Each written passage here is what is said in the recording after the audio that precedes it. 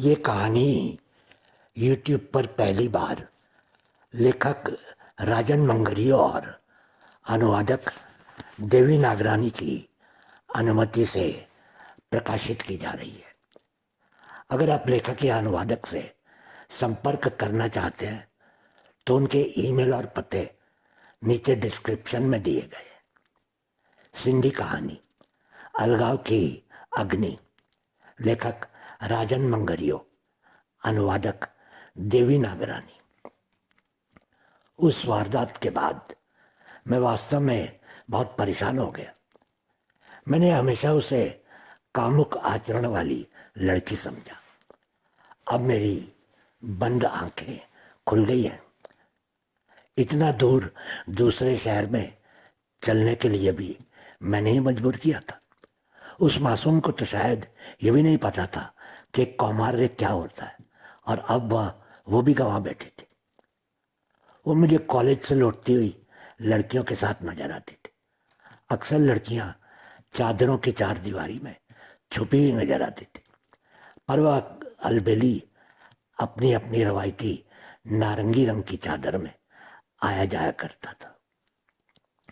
उसके गोल गालों में पड़ने वाले गड्ढे मैंने उस वक्त देखे थे जब वो कॉलेज के गेट के भीतरी और खड़ी होकर क्लर्क से बात करते हुए किसी बात पर हंस रही थी।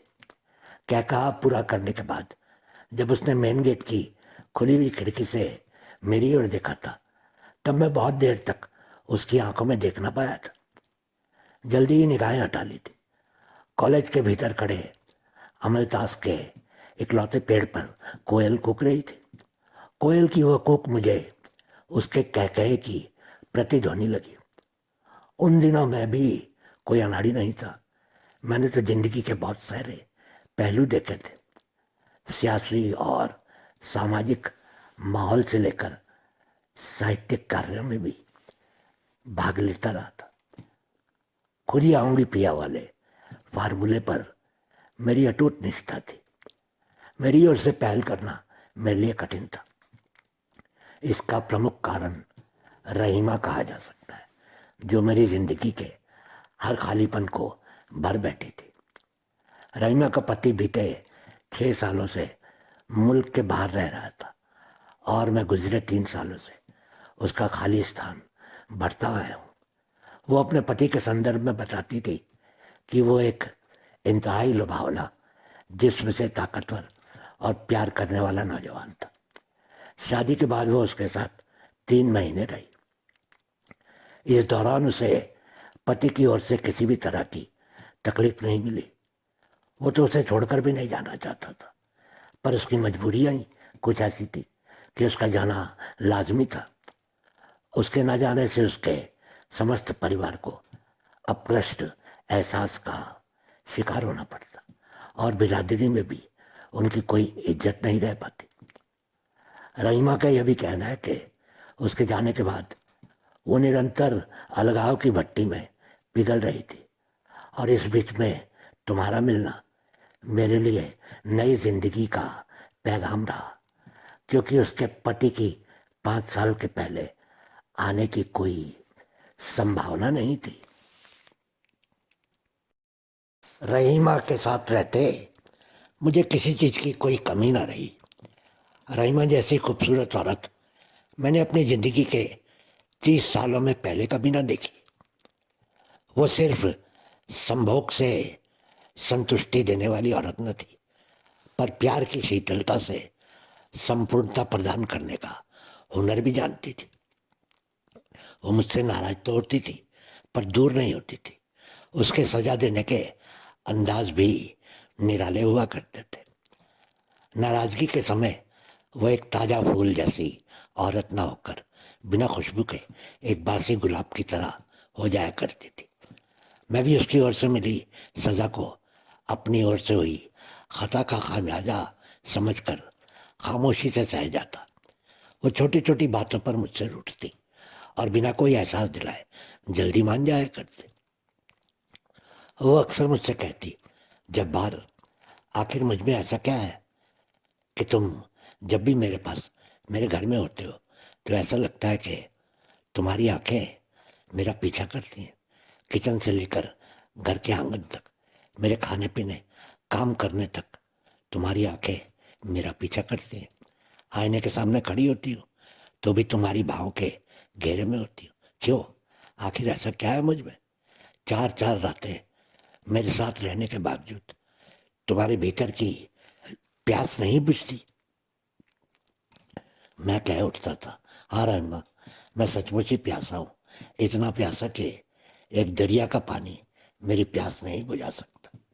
इसलिए मैं तुम्हारे अंग अंग में दरिया तलाश करता हूँ, तुम्हारी हर अदा में एक नदी तलाशता हूँ। तुमसे जुदा होकर मैं मरुस्थल बन जाता हूँ। इसलिए मैं चाहता हूँ कि तुम्हारे इतने पास रहूं कि जब यहाँ से निकलूँ तो मेरे भीतर की मरुभूमि की धरातल बहुत देर तक छलकती रहे। आखिर वो वक्त भी आ गया और वो रहीमा जो मेरे सहराई शरीर के लिए दरियाओं और नदियों का सबब थी, मुझसे दूर हो गई। सहरा की रेत के जर्रे किसी ने लिफाफे में बंद करके उसके पति को भेज दिए और वो बुलडोजर बनकर वापस लौटा और हर एक चीज को बुलडोज करके बैठ गया। साल भर में से उस रेगिस्तान में भटकता रहा हूँ। प्यास ने मुझे दुर्बल कर दिया। जो कॉलेज के गेट पर खड़ी थी उसका कहकहा मेरे लिए एक नए दरिया का पैगाम लेके आया। अनिला के साथ मेरी दूसरी मुलाकात उस वक्त हुई जब वह एक ऐसी शादी की बारात में साथ चल रही थी जिसमें मैं भी शामिल था। मेरे हाथ में कैमरा था और शादी के हर एक लम्हे की तस्वीरें लेना मेरी जिम्मेदारी थी।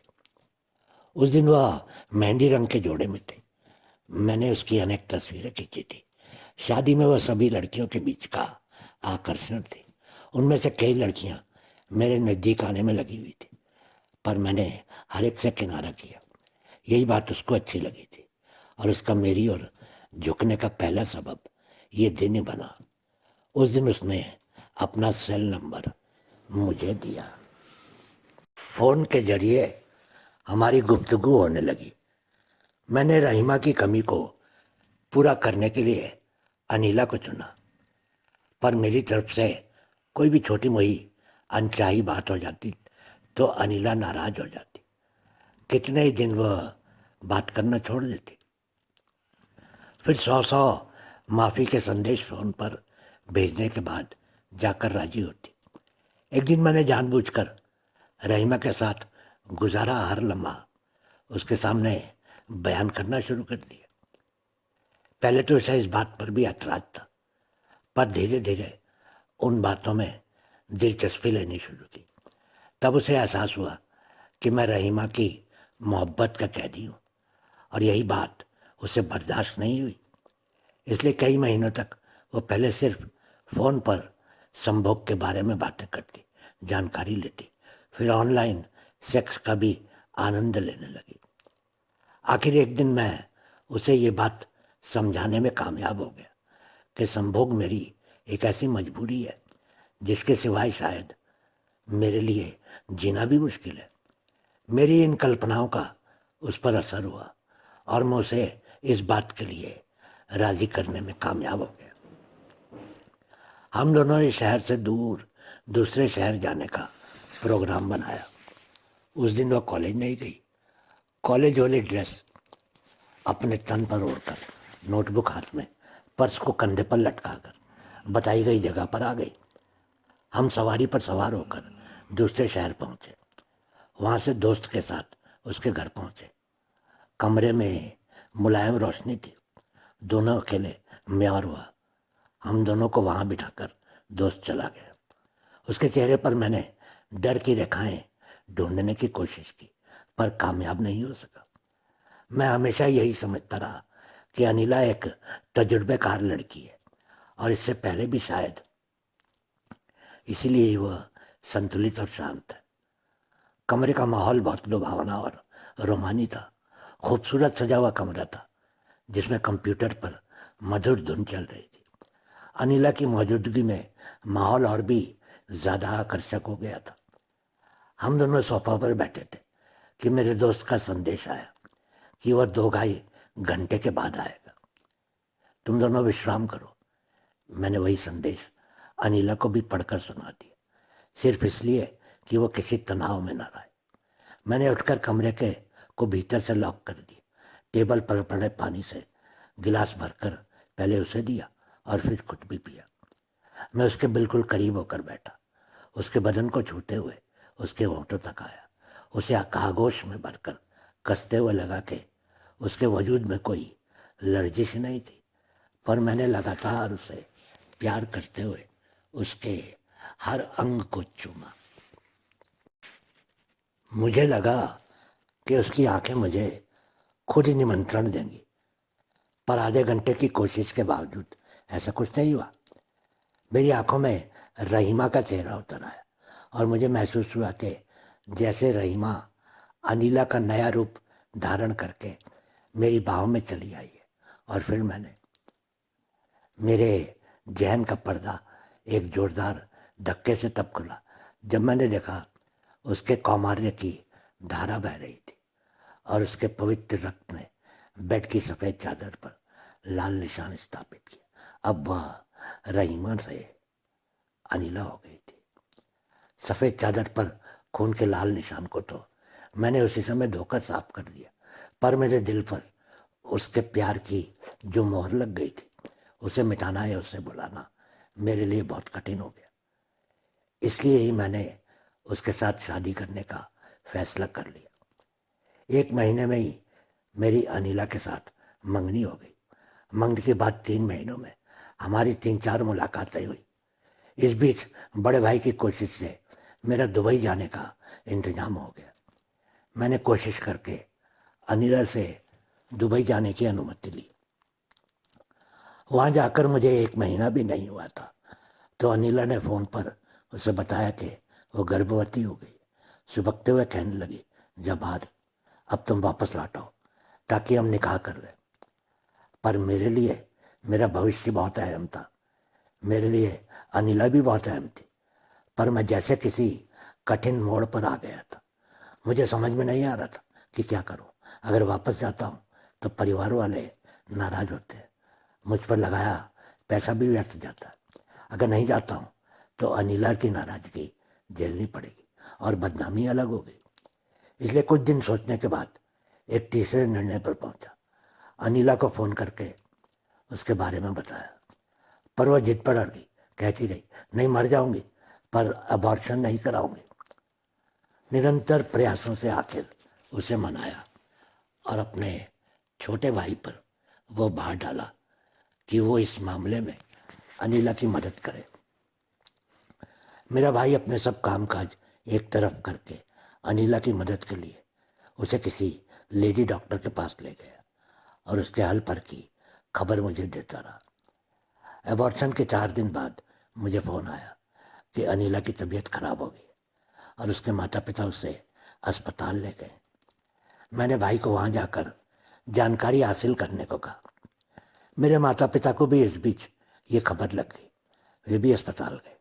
अम्मा और बाबा को किसी तरह इस बात का पता पड़ा कि लड़की ने एबॉर्शन कराया तो उन्होंने तुरंत मुझे फ़ोन पर नाराज़गी जाहिर करते हुए उस रिश्ते को ख़त्म करने की सलाह दी। पहले तो मैंने उनकी बात मानने को इनकार कर दी, पर उनके निरंतर जोर देने पर मैंने रिश्ते की हकीकत उनके सामने बयान की। अम्मा बाबा दोनों को ढीले पड़ गए और उन्होंने इस मामले पर सोचने के लिए कुछ समय लेना चाहा। उससे पहले कि वे मुझे अनिला के रिश्ते के हवाले से कुछ फैसला सुनाए, मुझे सुबह के 5 बजे अनिला के भाई का फ़ोन आया। उस वक्त मैं नमाज पढ़ कर उठा था। फ़ोन पर पहली आवाज़ जो मेरे कानों से टकराई वो थी औरतों के रोने की, विलाप करती, सिसकती, सुबकती आवाज़। मैं हेलो हेलो करता रहा पर उसका भाई एक लफ्ज़ भी न कह पाया। कुछ देर तक यूं ही फ़ोन पकड़े खड़ा रहा, फिर बंद करके दोबारा कॉल किया। घंटी बजती रही पर किसी ने फ़ोन नहीं उठाया। बावजूद इसके मुझे उस रुदात के बीच खाट पर पड़ी अनिला की लाश का मंजर साफ दिखाई देने लगा था। मुझे विश्वास हो गया था कि अनिला अब इस संसार में नहीं हूँ। इस बात को पूरे 3 साल हो गए, बावजूद इसके मैं अब तक ये फैसला नहीं कर पाया हूँ कि मैं दुबई में ही रहता हूँगा या कभी लौट कर भी जाऊँगा, मैं वापस लौटूँ या ना लौटूँ। पर मुझे ये यकीन है कि अनिला से अलगाव के बाद मेरे देह दंड के दिन शुरू हो गए, जो मुझे लम्हा लम्हा अलगाव की अग्नि में शीशे की तरह पिघलते रहने में अग्रसर कर रहे हैं, और मैं यूं ही जर्रा जर्रा होकर पिघलता रहूँगा। बहुत बहुत शुक्रिया।